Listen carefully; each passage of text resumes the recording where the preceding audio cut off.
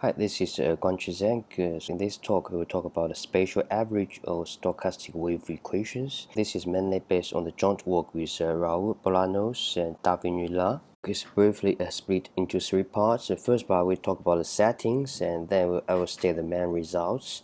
The second part devotes to the relevant results, and I will propose an open problem. So the third part, I briefly talk about the key ingredients in our proof. Here's our setting.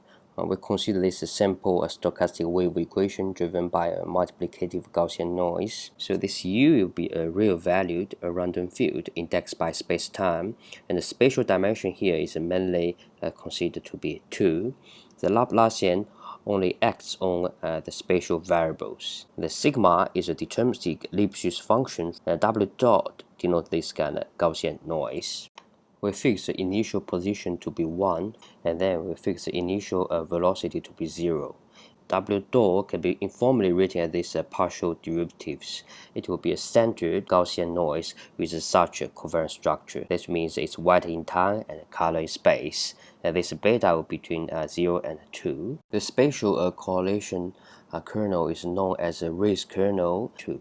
So such a kernel satisfies this Dalton's condition, meaning its Fourier transform mu satisfies this integrability condition. So Dalton's condition is satisfied. This noise can be understood as an isonormal Gaussian process indexed by a Hilbert space H, and H will be the completion of this space. It's a space of a smooth function with a compact support under this inner product. In this space, C infinity C R plus cross RD. Okay, and then we can write a W Wi-Fi as this stochastic integral, and it will be a centered Gaussian process indexed by Hilbert space with a covariant structure given by this expectation equal to this inner product. So according to the Dalton-Walsh theory, so this simple stochastic wave equation has a unique random field solution in mild form that is adapted to the filtration generated by the noise W, such that the second moment or any case moment is a uniform bounded in space and locally bounded in time. Okay, so and it can be written as this in this evolution form, the UTX is equal to 1 plus this stochastic integral, among which this function g is a fundamental solution to the deterministic wave equation.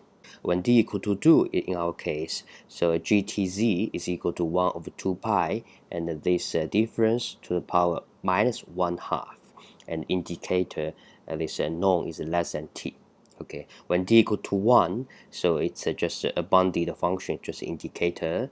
And when d equal to 3, so gt will become a surface measure. It's a measure, it's not a function anymore.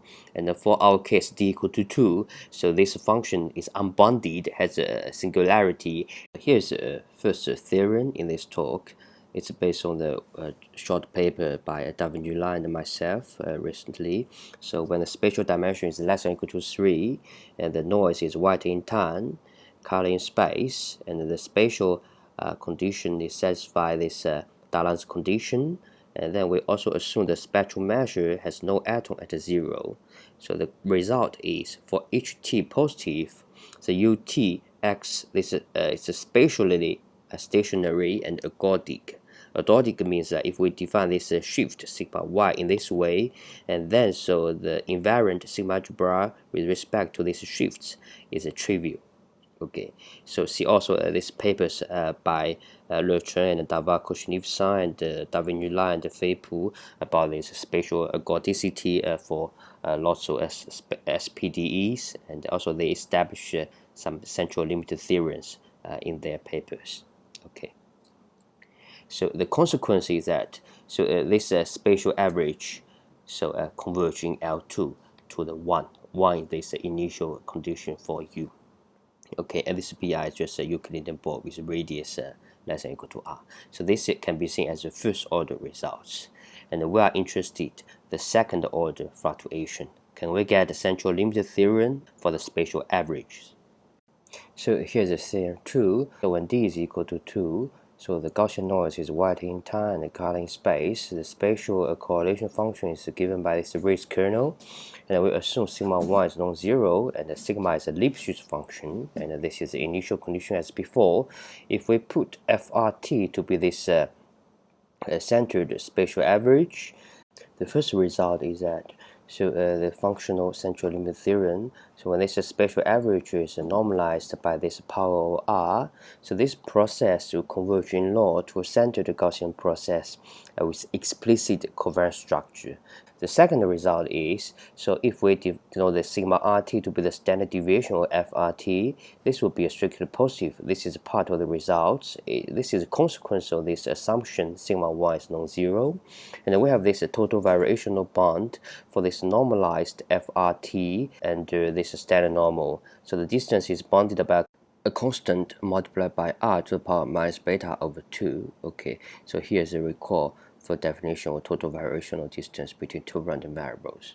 Okay, so the proof of this quantitative central limit theorem is based on the recent Malivans-Stein approach. This approach was invented by Ivan Nukta and Giovanni Beccati in 2008. It's a combination of Malivans' calculus of variation and Charles Stein's method of normal approximation.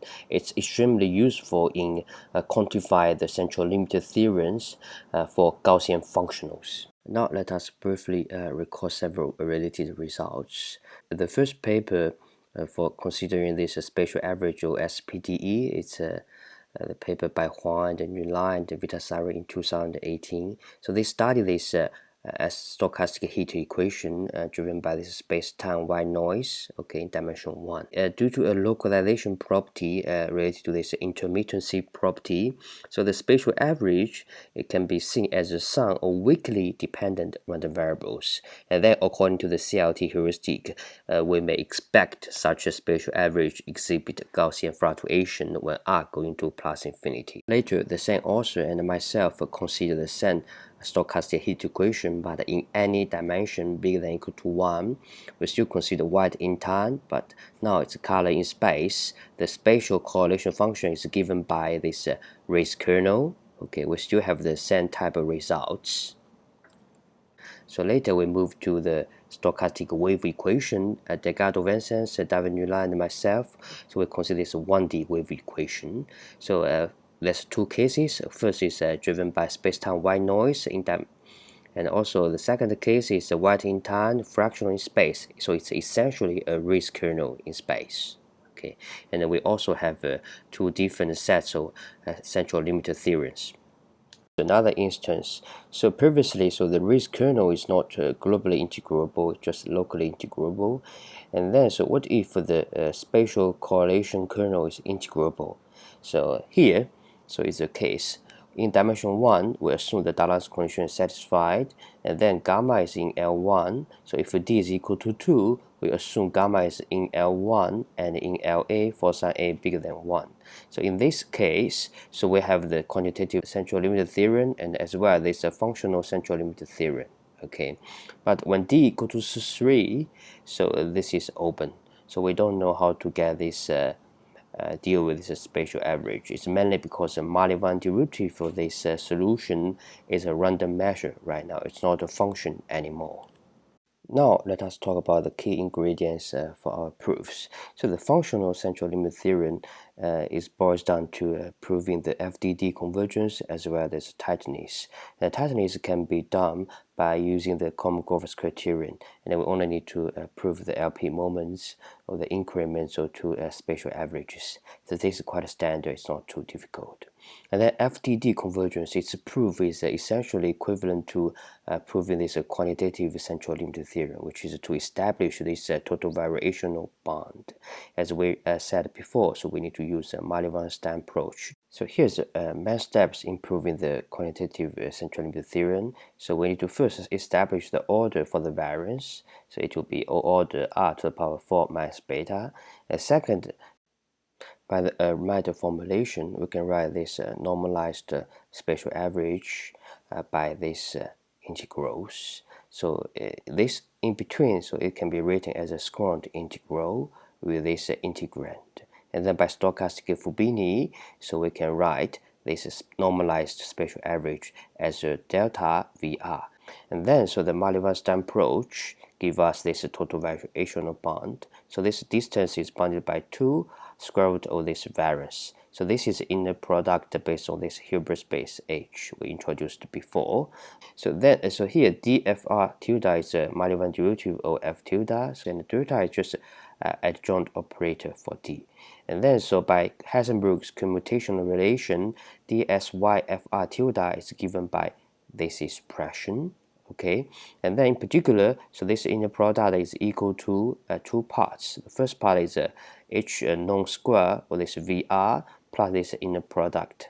And in particular, this delta dsyvr is given by this formulation. And so here you see, so in order to estimate lots of this variance of this expression, we need to have a nice control about the Malevin derivative of the solution. That is, we need to establish such a LP estimate. So if one have this estimate, the rest is just a standard level complicated computation. To prove this fundamental estimate, so we'll go through this Pika iterations. We first prove this LP bond for the Pika iteration uniformly in N, and then we transfer this uniform bond using this approximation to identity to obtain the above estimate. Okay, so there's a certain technicality here. In the process of establishing this bond, so we need to deal with these integrals like this one. So there's a 4G here and a raised kernel and these integrals. Using Hardy-Littlewood inequality, so the above integrals can be bounded by this expression. Here is a convolution of 2g's, okay, to the power 2q. And then because we don't really have the semi-group property, this makes this estimate extremely difficult. We need to go through some hard analysis in order to get this estimate. This is the end of this video, and thanks for watching.